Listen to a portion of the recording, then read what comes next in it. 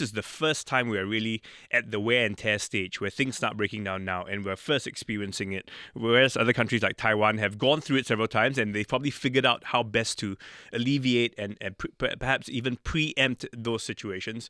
Whereas, is it fair to say that we are kind of discovering it for the first time now? Which is why, are we not as prepared for this wear and tear?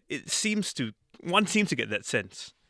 So actually, there's a concept in engineering called the bathtub curve, which applies to this problem, right? It's the idea that in any system, you tend to have a higher rate of failure at the very start of the system's inception and basically towards the end of life.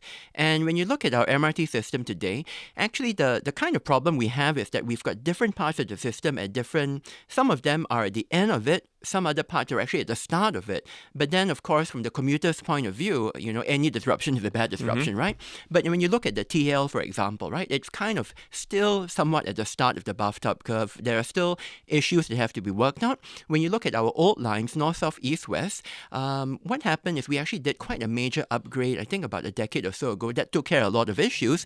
But in the last year or so, we're dealing with another new issue, which is the introduction of a new train set. So I know everybody thinks, look, new trains, shiny new, what's the problem? But actually, you have to iron out a lot of teething issues. So we retired a very old but still reliable set of trains, replaced them with new ones, and now we're trying to figure out, okay, can they all run properly and so on. So, I mean, I know it sounds like I'm making excuses, but what we're trying to do is just get over this early part of the problem and bring down the failure rate. So